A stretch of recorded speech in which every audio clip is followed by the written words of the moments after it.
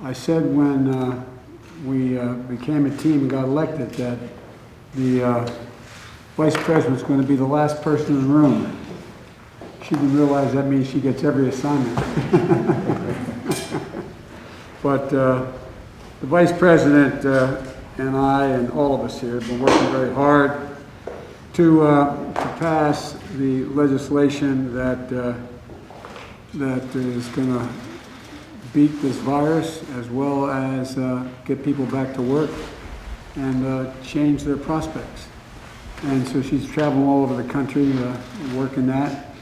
In addition to that, there's about 5 other major things she's handling, but I've asked her, the VP today, because she's the most qualified person to do it, to lead our efforts with Mexico and the Northern Triangle and the countries that help. We're going to need help in stemming the movement of so many folks stemming the migration to our southern border.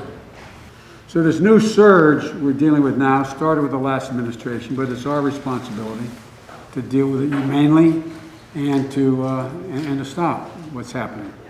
And so this increase has been consequential, but the Vice President's agreed, among the multiple other things that have her meeting, and I appreciate it, agreed to lead our diplomatic effort and work with those nations to accept the returnees and enhance migration enforcement at their borders. We're already talking with Mexico about that. She's already done that. We're going to be dealing with a full team now that we have to be able to deal with the problem here at home, but also to deal with it now in terms of in country. And I can think of nobody who's better qualified to do this than this is a woman who ran the second largest Attorney General's office in America after the United States Attorney General in the state of California, and has done a great deal upholding human rights, but also fighting organized crime in the process. So it's not her full responsibility and job, but she's leading the effort, because I think the best thing to do is to put someone who, when he or she speaks, they don't have to wonder about, is that where the president is?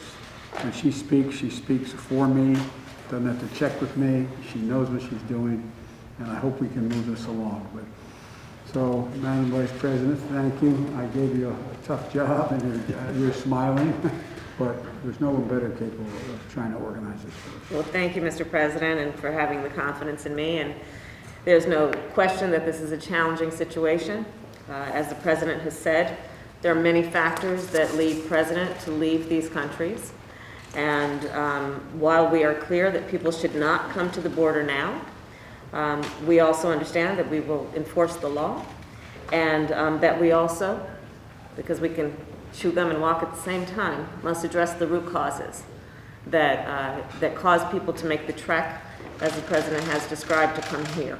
And I look forward to engaging in diplomacy with government, with private sector, with civil society, and the leaders of each in El Salvador, Guatemala, and Honduras to strengthen democracy and the rule of law and ensure shared prosperity in the region. We will collaborate with Mexico and other countries throughout the Western Hemisphere, and as part of this effort, we expect that we will have collaborative relationships to accomplish the goals the President has and that we share. I also look forward to working with members of the Congress who I think share our perspective on the need to address root causes for the migration that we've been seeing. And needless to say, the work will not be easy, but it is important work. It is work that we demand and the people of our countries, I believe, need to help stem the tide that we have seen.